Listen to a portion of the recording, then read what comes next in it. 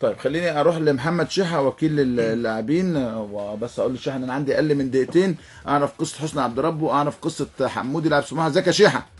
كابتن ازي حضرتك؟ ايه اخبارك؟ كله تمام؟ الحمد لله. كابتن شوبير ازيك يا كابتن يعني حازم؟ امبارح قعدت مع القعده اللي كان فيها حسني؟ لا خالص يا كابتن. هو حسني اصلا امبارح ما راحش قعد مع حد.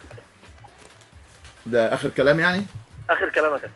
طيب ماشي انا هصدقك، لكن انا عندي معلومات انه قعد مع الدكتور عبد الله جورج سعد وقعد مع هاني شكري، وعندي معلومات مؤكده، لكنه انت بتحافظ على شغلك وده حقك تماما يعني.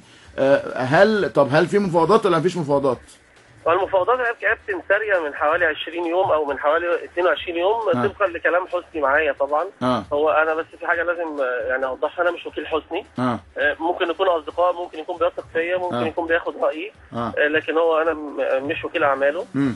لكن هو في مفاوضات مع نادي الزمالك منذ تولي كابتن حسن شحاته المسؤوليه، وقبل ما كابتن حسن يجي برضه كابتن حسام لما كان موجود كان بيرغب في ضم حسني عبد ربه. طيب يعني بحكم قربك من حسني عبد ربه شايف انه قريب من الزمالك ولا؟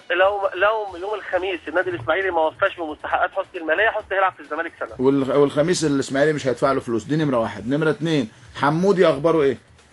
حمودي يعني انا قعدته مع الناس في النادي الاسماعيلي، يعني طبقا للكلام اللي كان بيتقال ان المهندس يحيى هيدفع وهيجي يسدد مستحقات. مفيش فلوس في الاسماعيليه يا شيحه. ايوه يا كابتن انا بكمل لحاجه، انت بتسالني على موضوع حمودي فانا بقول لك انا عملت ايه. تمام. فانا جبته وقعدته مع الناس في النادي الاسماعيلي واتفقنا على كل حاجه، واتفقنا ان احنا فوضنا المهندس يحيى الكومي ان هو يكلم رئيس نادي سموحه المهندس فرج عامر لانهاء صفقه انتقال اللاعب.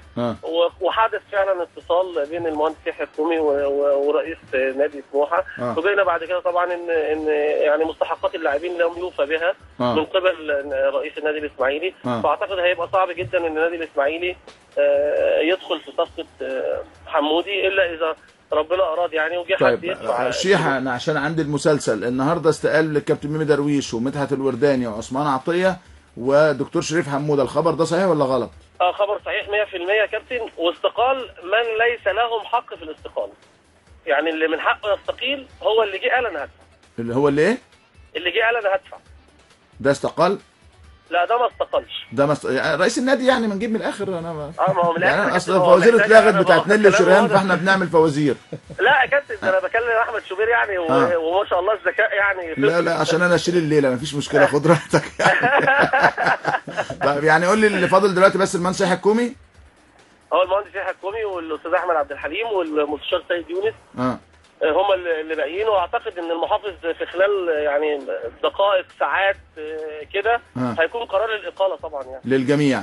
لان كان في اتصال بين المحافظ وبين المهندس يحيى امبارح، وتعهد المهندس يحيى بانه هيسدد نصف مستحقات اللاعبين. ومعلوماتي المؤكده ان اللعيبه دلوقتي بتكتب مذكره للمجلس القومي للرياضه وللمحافظ باقاله المهندس يحيى الكومي. كل سنه وانت طيب. كل سنه وانت طيب يا شيخ. رمضان كريم يا كابتن. رمضان كريم. تعال نروح المسلسل يا حازم وبعدين نرجع نتكلم. إذاعة الشباب والرياضة تقدم النجم أحمد